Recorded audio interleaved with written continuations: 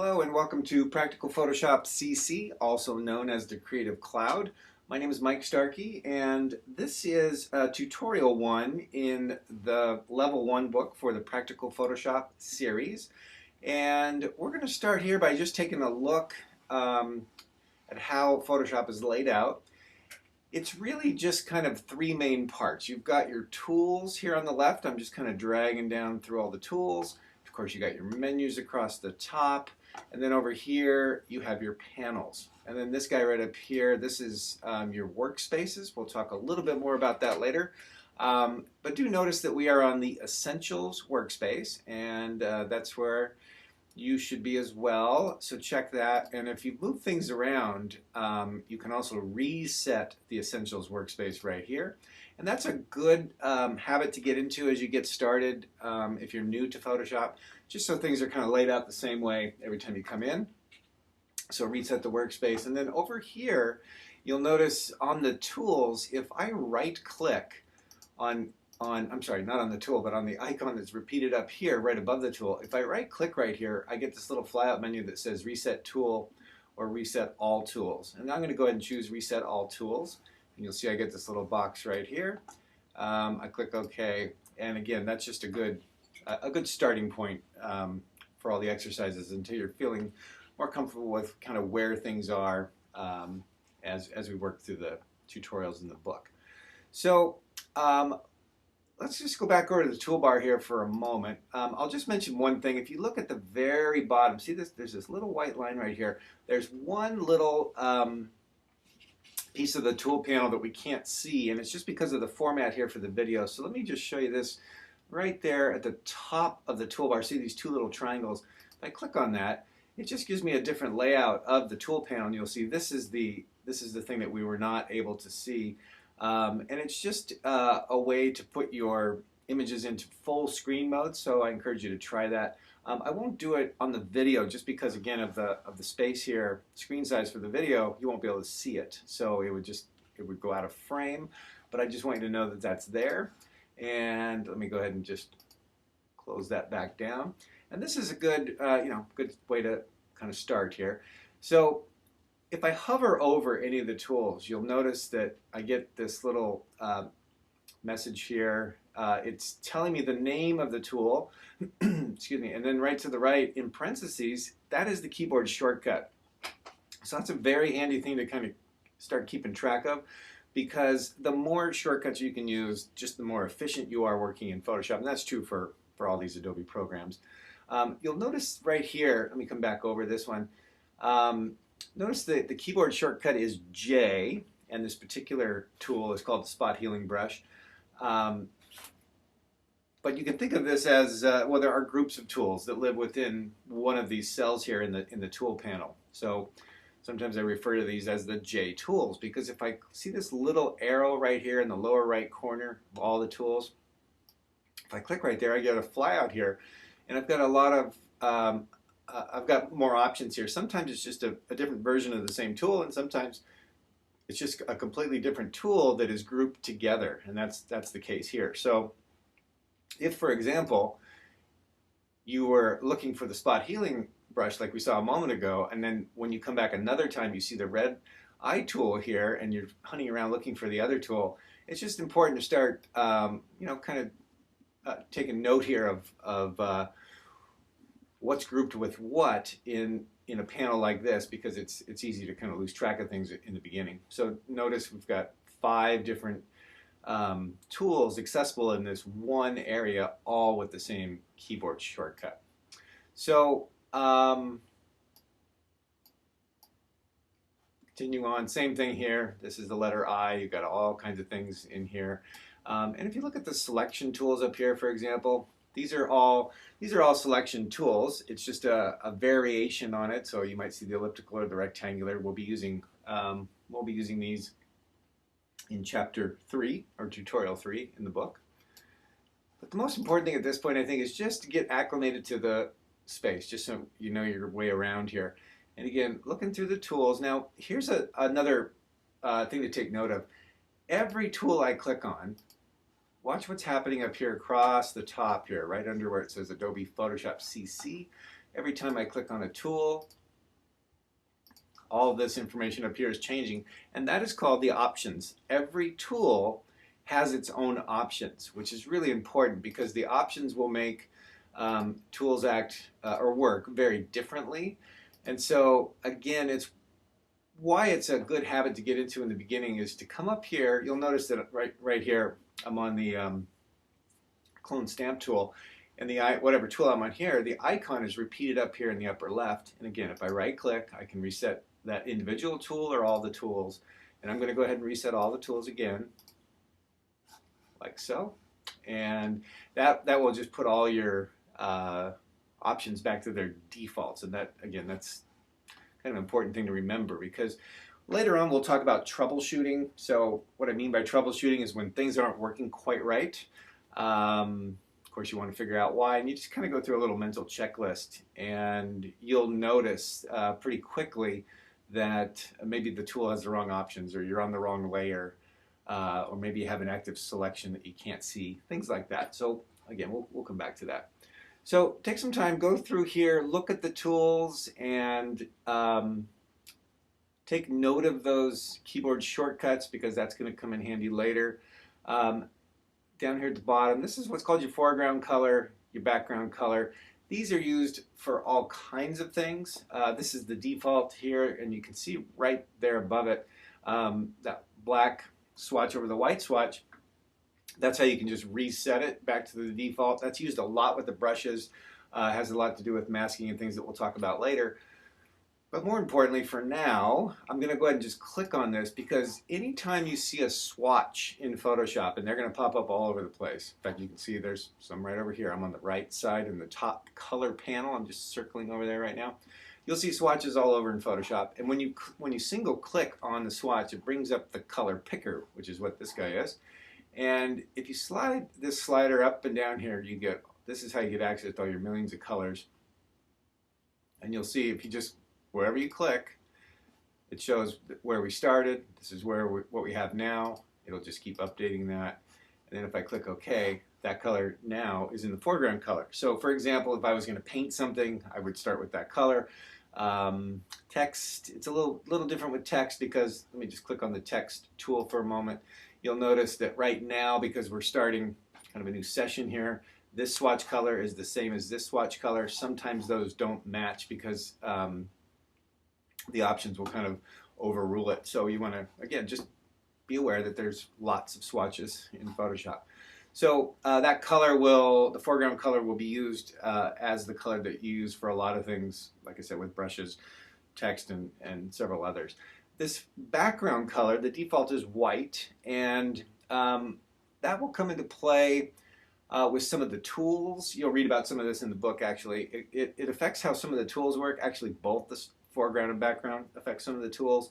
And also when you delete, like if you select something and delete, it will basically do a fill to this background color. White is kind of the default because it's usually white paper, but it can be any color. And again, anytime you see a swatch, if you click on it, you'll get the color picker. It shows you where you were, and then you can pick a new color from here. You'll also see it while we're in this box, and I'll just give you a quick overview. But really, this is, well, let me pick a different color. I'll pick this red color. These are actually five ways to identify the same color. So you've got a combination of percentage here with hue, saturation, brightness. Down here you've got red, green, and blue values, cyan, magenta, yellow, and K values, again in percentage. And then this is what's called lab color, and this is the hex number. So these are all ways to identify that particular color of red. Okay, so I'm going to go, actually, you know, I'm going to go ahead and pick this, because I want you to notice now that these have updated. We got the blue on top, red on bottom. So this little arrow right here allows you to just kind of switch your foreground and background colors, which you do a lot, especially when you're working with this black and white default. That comes later when we talk about masking, but that's kind of why that's there. It's also why this default is right there, so you can easily get right back to the black and white, because again, that's used for a lot of painting techniques. Okay, so moving on from the tools, let's take a look up here at the menus, and we'll just kind of go left to right here. Um, Again, the Adobe products are all laid out very in a very similar fashion, just so that you kind of feel, it's a familiar space when you get in there. So of course you got new and open um, under the file menu. But I do want to just point this out over here. Always pay attention to the keyboard shortcuts. This is Command N. That would be Control N on the PC. There's just a few differences in keystrokes between the Mac and the PC. I'm working on a Mac here. But for example, where it says Command N in this image, it would be the Control key on the PC. The Control key on the Mac is the equivalent of the right click, although a lot of the, like this mouse, for example, on this Mac has a right and left click. The Alt and the Option are the same key, Shift is the same, and a couple of minor things, but generally speaking, you should be able to find your way around Photoshop, whether you're on a Mac or a PC, regardless of whichever platform you're used to. And I do encourage you to actually try working on both platforms, because if you're going to do any of this professionally or share work with others, you should be able to easily get in and out of either platform. Okay, again, edit menu. A lot of this stuff is grayed out because we don't have an image open yet, but we're just kind of going across. I'm just giving you the quick tour here. We're going to get in, of course, into much more detail. I will mention though, right here, layer. This layer menu, one of the most powerful parts of the program, of course, in Photoshop is layers. And so you have a layers panel over here on the right. I'm kind of circling over there. And you've got this whole layer menu. So there's a lot going on with layers. Going back over to the tools, there's a lot going on with selections, and they're right up here at the top. They don't have a panel, but they do have several different versions of selection tools, which we'll cover that in tutorial 3. There's a lot going on with text in Photoshop. I'm sorry, this is what I meant to say. There's a select menu and all the selection tools. So just like the layer menu has a layer panel, the select menu has many selection tools. Filters, there are what we kind of call creative artistic filters, and then more technical filters for sharpening and blurring and things like that. Photoshop has a whole 3D environment. We won't be using the 3D environment in this particular class, but it's good, for you to know that it's there. The view, different view modes, we'll be talking about that a little bit in this tutorial, but this of course is used a lot as well. And we really want to get to this one. There are 26 panels in Photoshop, and you can see they're all listed here in alphabetical order. So if you ever can't find a particular panel, you could just go straight to the window menu and then look down here and you'll be able to pull it up. So for example, that check mark right there, you see the 3 check marks on adjustments, color, and layers. And if you look over here, those are the 3 panels that are active. Even though we have these other ones that are open, they don't really qualify as open because they're not active. So again, if we look over here, the 3 that are checked are the 3 that are active there on the right. So if, for example, and again, it's just a toggle switch, and if I turn off layers, it goes away over here, and it also took away the other 2 tabs that were there. And again, those panels weren't really considered on anyway because they were grayed out. So if I come back over here, you'll notice that the layers check mark is gone. I'm going to go ahead and click on that, and of course that brings that back. So that's pretty much the overview. I really think it's important to take time to get comfortable with the workspace, get familiar with the tools, at least by name. Again, you can just hover over here and see the name of the tools, start keeping an eye on those keyboard shortcuts. And then of course the next step is, what do all these tools do? So we'll be covering that week by week. All right, so I'm going to go ahead and open up the first image in the book. So I'm going to go File, Open. Actually, you've also got this Recent menu, and these are all things that can be controlled with the preferences. We'll take a look at that later. So I'm going to go File, Open, and I'm going to come down. I'm sorry, this is out of your screen, but I'm just going to click this open. And this is the first image in the tutorial 1, and also the first image that we'll be doing an assignment with. Okay, so first, let's talk about some ways to view images in Photoshop. So right now, we can see this whole image. It's a little deceiving when you work with things on screen as far as resolution. Resolution is a very big topic, very important topic. I talk about it a lot in all Photoshop classes, any level, because it's an often misunderstood topic, and if you don't really get resolution, it will get you at some point. So let's just start here by going to the image menu and the image size dialog box. I'm going to open that up. And right here, this gives you a lot of information about this particular file. Starting with how many megabytes it is, right here it's 12.4 megabytes. And if you look down here in the status bar at the very bottom, I'm kind of circling near the lower left, we've also got the same file size here, 12.4.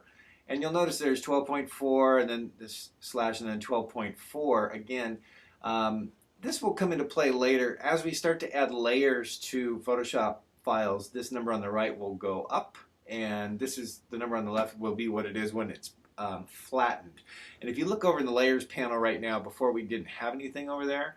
Now there's this one layer called a background layer, and that is what a flattened Photoshop would look like if you did have multiple layers and it was then flattened. It would look like this, and we'll cover more detail on that, of course, later. But again, just pointing out right here that why there's two numbers, and the number on the left is what it is when it's flattened. And if you think about printing or putting things online, there are no layers on a Photoshop image outside of Photoshop.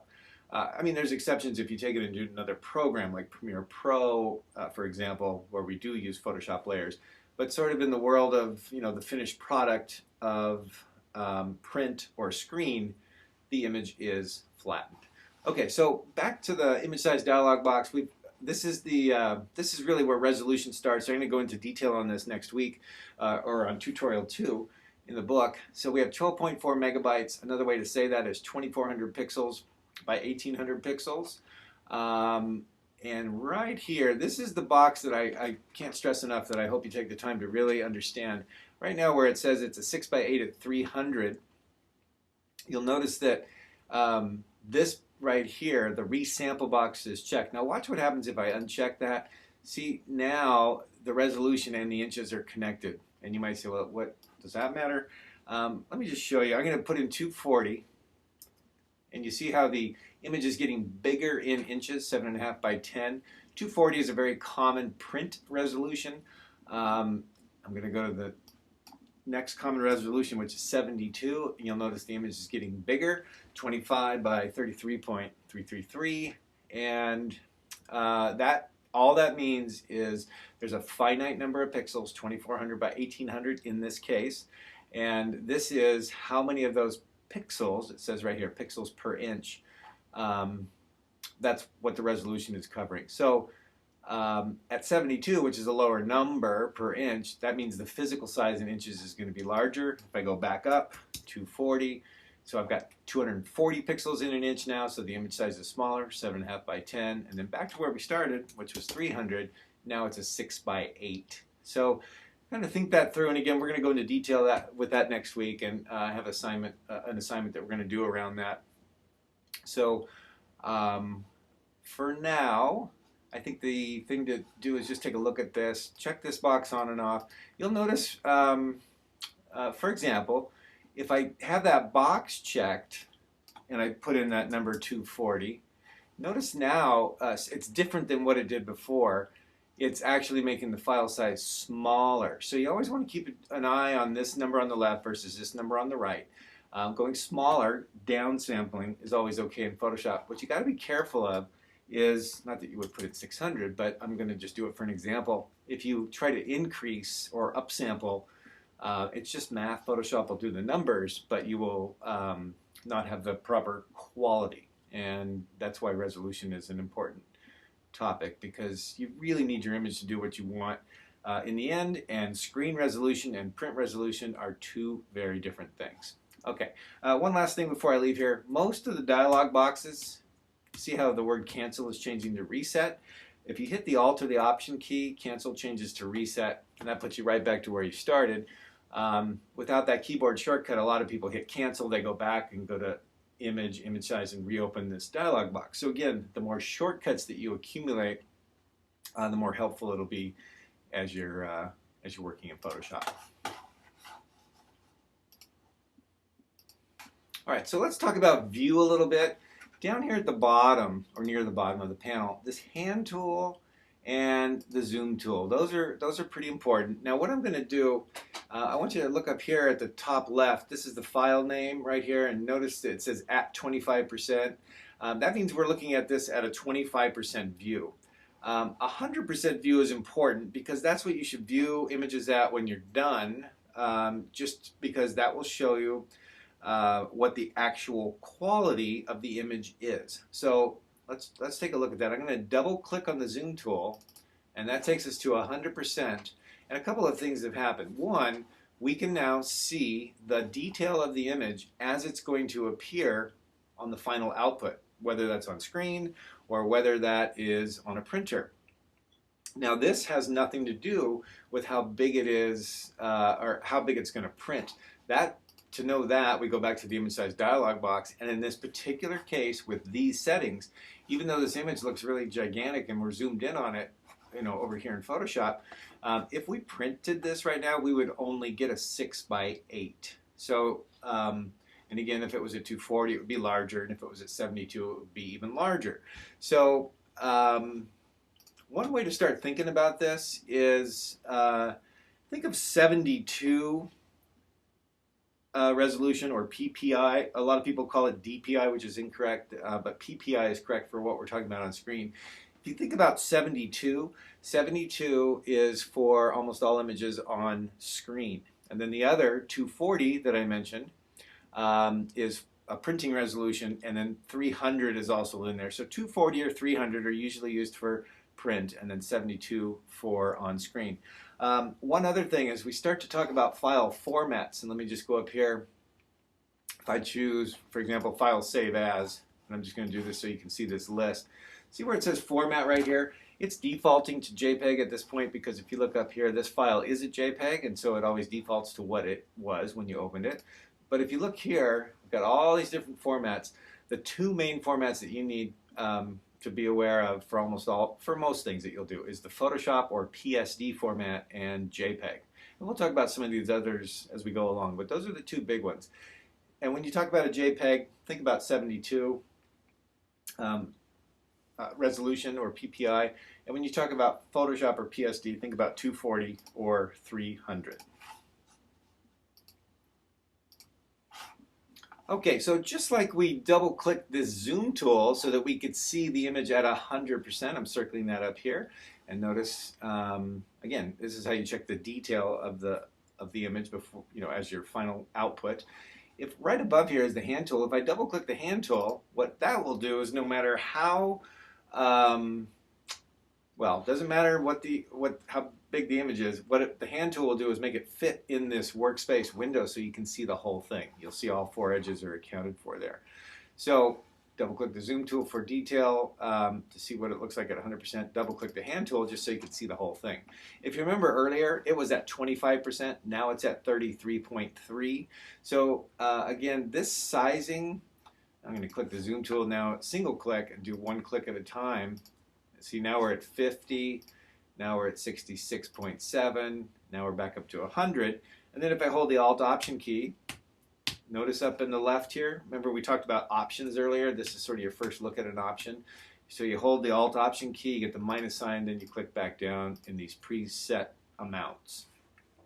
And again, what you see on screen, even if I go way down like this, no matter how big or small it is on screen, it's still going to print at the size, or not just print, but display, whether it's on screen or print, at the size that's in the image size dialog box. Okay, so I'm going to go ahead and bring that back up.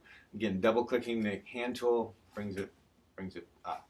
Now, if I double click the zoom tool and I'm zoomed in like this is also what the hand tool is for. So I can click and drag this around like this within the window, and I can see everything. I mean, remember, this is obviously a larger image than the window that it's in, But this hand tool allows you to drag it around, sort of like a piece of paper on a desk. If you put your hand on there and moved it around, that's what we're doing.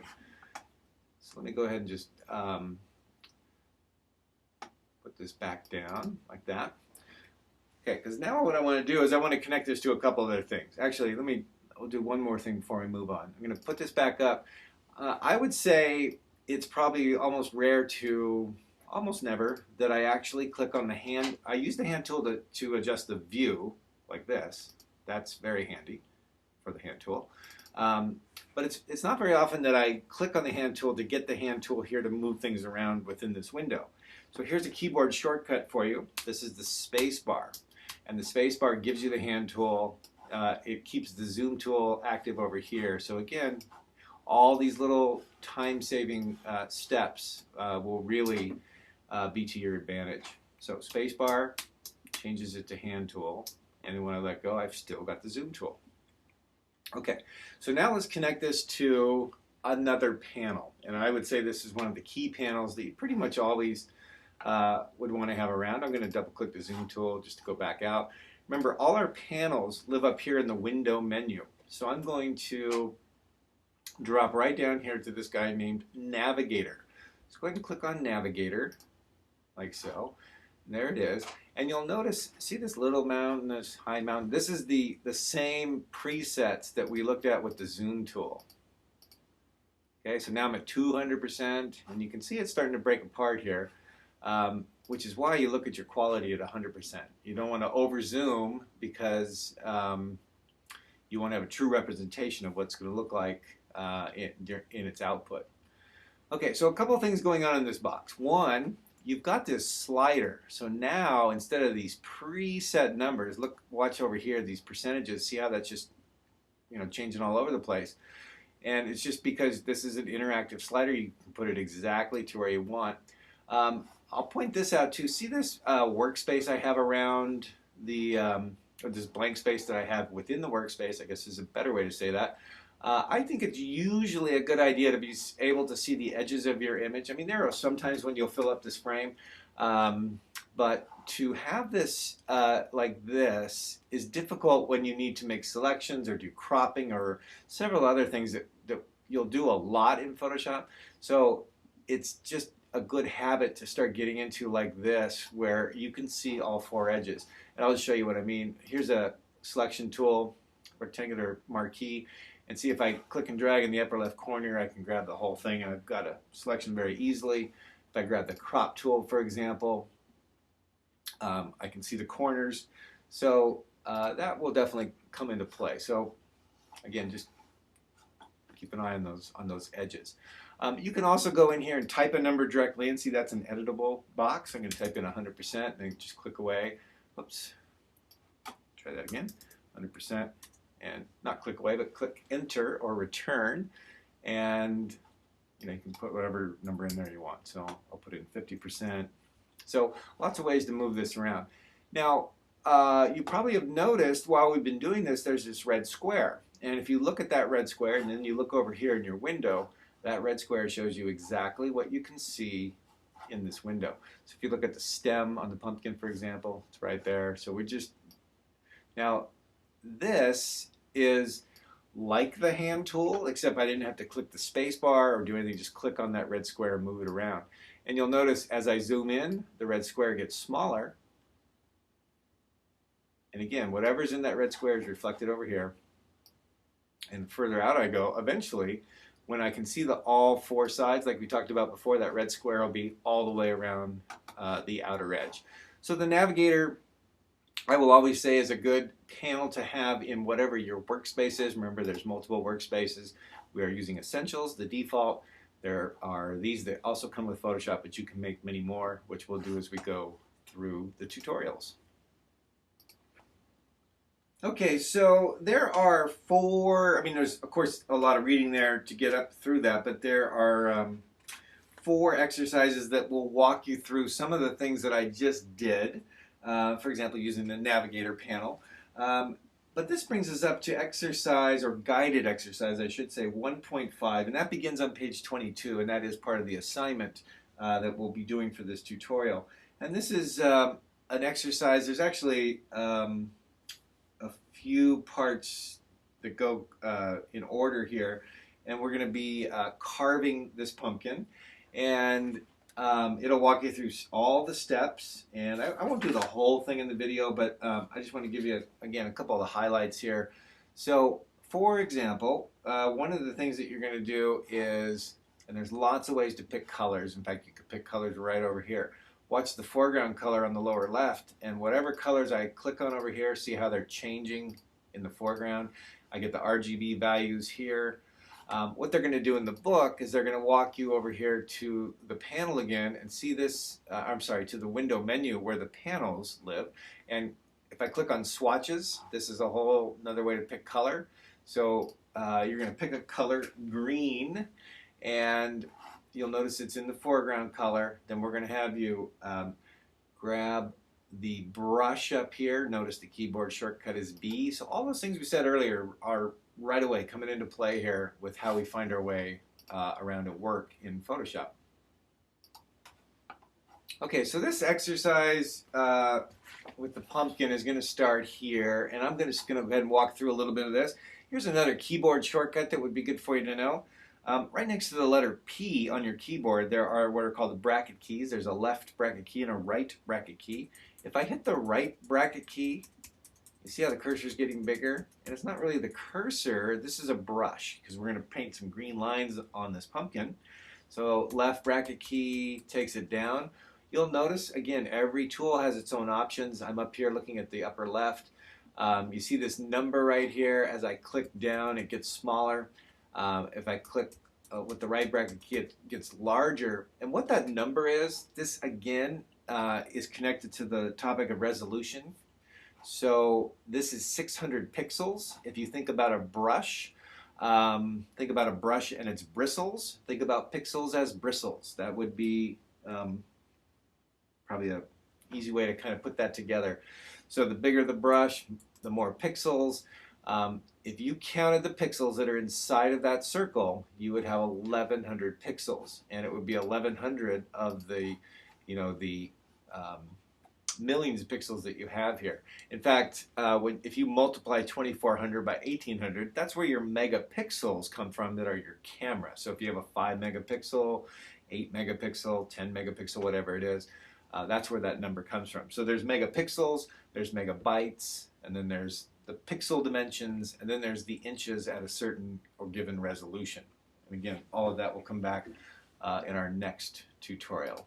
So I'd like to kind of plant seeds along the way as we're going through the current tutorial, because this is just a long series of building blocks, and you'll see it just kind of keeps coming together, or again, building on itself. Okay, so I'm going to get a brush. In fact, let me just check here. They'll have you adjust the pixel size in the book, but let me go down a little bit. I think they're going to go somewhere between 15 and 25. Okay, so I'll just go to 25. And then from here, I'm just going to make a couple of strokes. Okay, so I'm going to go like this, and like that. And then you're going to continue on the tutorial from there. However, it's also going to actually involve another layer. So I'm just going to leave it like this for a moment, because I want to, again, bring this back to another panel. I'm going to go up to the window menu. This time I'm going to pull up what is called history. And let's take a look at history. And these panels are very, you can do all kinds of things. You can not only just move them around and group them together like this. Again, a lot of the details of this are in the book. You can also expand, like in particular, the layers panel you'll need to do this with sometimes, and history. But let's take a look at the history panel and see what it is.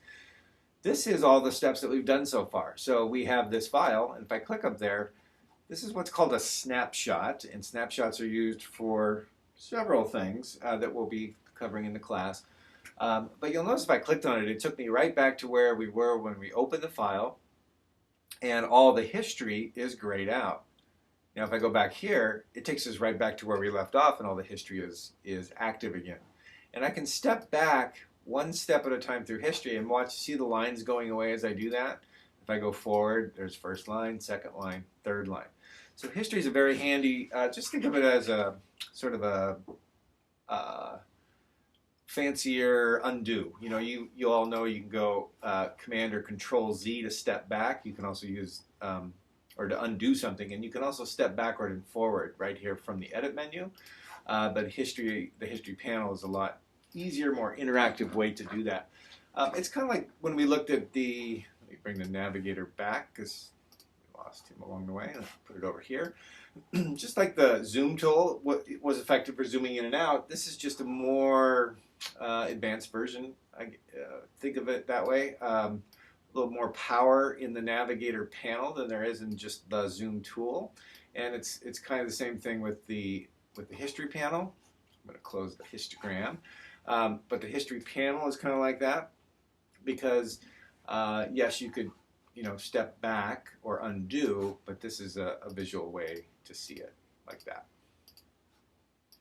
Now, if you click somewhere in the middle of history like this, and then you do something else, let's just say I painted a line over here. Notice the other history went away because history is linear, meaning you do this, you do that, you do the next thing. So if you do something different than the history that followed originally, we'll have to also change. And if I undo that, then you'll see my old history comes back, and I can get right there. So it takes a little getting used to, because what will happen is you'll do something, you'll step back in history, and you'll lose something that you didn't intend to lose. So we'll talk more about that as we get into it. Just want to give you again, this is really about the overview, getting the lay of the land.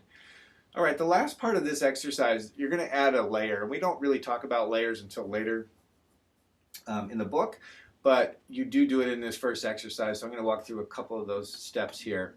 Back over to the right in the layers panel, look at the bottom here. So just like tools have options, layers and the layer panel itself also have a bunch of features and options. This icon right here that I'm on in the lower right corner, that will give me a new blank layer. In fact, that little image right there, it's used for a lot of things. You'll see when you're creating a new layer or a channel. So this will come up again. I'm going to go ahead and click on it, and you'll see that I've got this new blank layer, and that's also reflected in the history panel. And those little checker board marks in there, that just means it's a layer with transparency. And again, we'll talk in detail about layers. We'll come back to that. But just think about layers like stacks of clear film that you can pull in and out and change the order. Now, look at the options here as I activated that new blank layer. And then watch when I click on the background layer, they're grayed out. The background layer is a unique type of layer. It does not have transparency. And in fact, what happens, I'll just show you quickly. If you take the eraser tool, I'm over here, keyboard shortcut is E. This is also a paint or a brush tool, so I can use my bracket keys like we did earlier. And if I erase on the background layer, I'm erasing to that background swatch color that we talked about earlier. So that's why it's white. So if, for example, I changed, remember this little arrow here, if I reverse that and I erase again, I'm going to get, whoops, what happened there, let me just show you. This is what I talked about as far as troubleshooting. I was on this layer instead of this layer because I stepped back, and there's nothing on this layer. So when I did the eraser, nothing happened. So that's a good example, and this happens a lot in Photoshop, of just being able to quickly look at and see what's not correct so that you can not get, what happens, you get stuck on very simple things in Photoshop. So let me just step back here. Actually, I don't even have to step back, it doesn't matter. I just need to click on the right layer, and now if I erase, see I get that green color, and again, it's coming from that background swatch color that I got by switching them.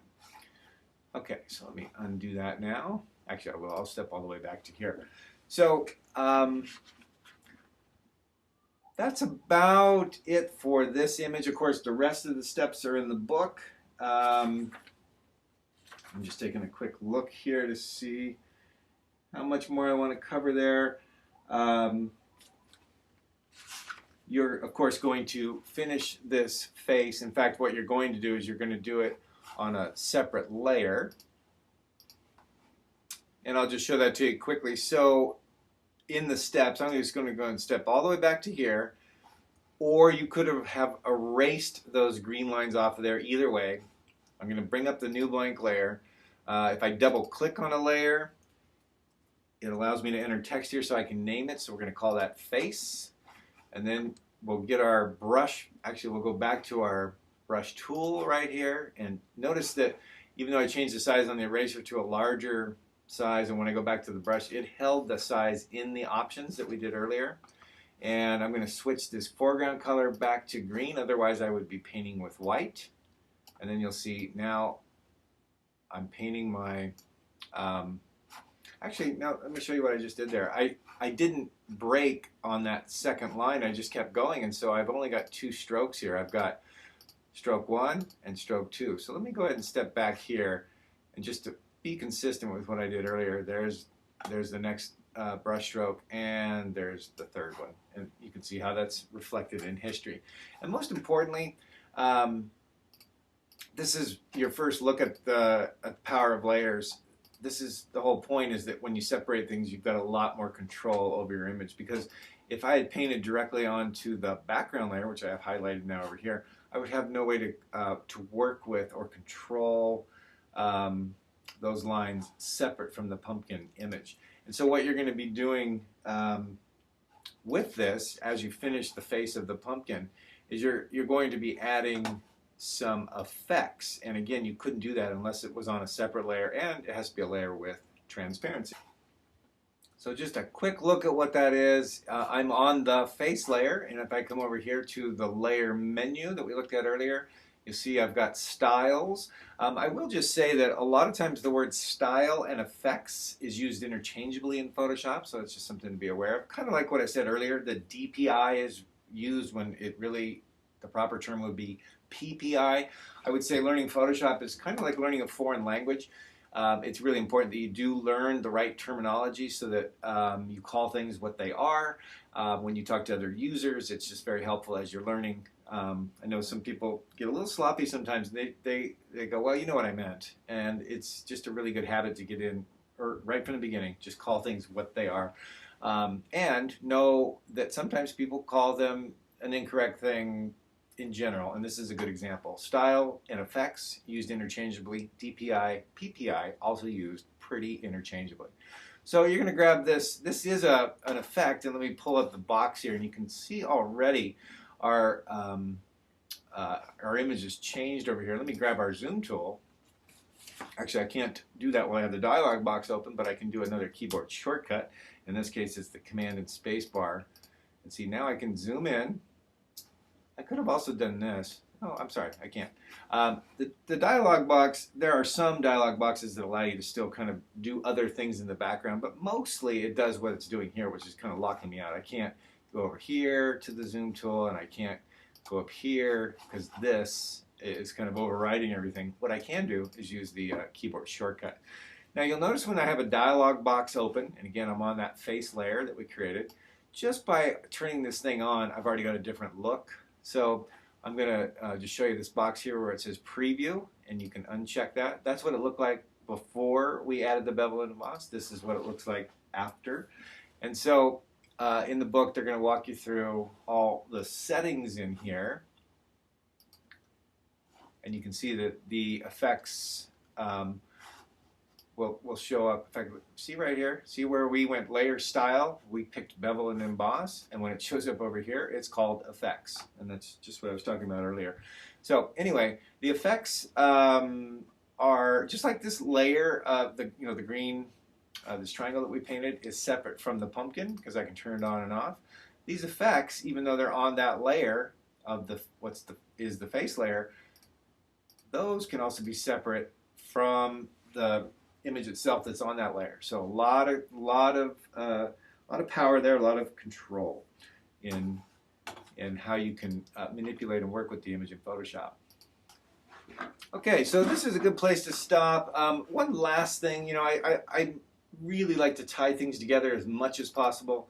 So, for example, when we were talking about the file formats and the resolutions, one other thing, just like I said, think about a JPEG as a 72 PPI image because it's usually what's on screen. Used on a screen like this, like a computer monitor or in video, for example. So 72 JPEG, they kind of go together.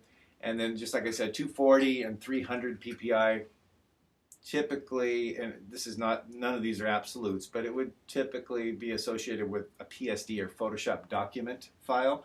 And one last connection, since we've talked about layers, and we've talked about these two different formats, JPEG and PSD, you'll notice that this says that it's a pumpkin, or, well, it is a pumpkin, but it says that it's pumpkin.jpg, which is JPEG. I just want you to notice what happens when I go File, Save As. It's no longer a JPEG, because normally an image will default to what it is, and the reason that it's not is because a JPEG format cannot support layers. So by default, it's going to convert itself to a PSD file. So just one more thing, JPEGs don't have layers, PSD files do have layers, and I connected them to those resolutions as well, and we'll kind of pick that up in our next tutorial. So for now, again, my name is Mike Starkey. This is Practical Photoshop CC, also known as the Creative Cloud. Have fun getting into and exploring the wonderful world of Photoshop.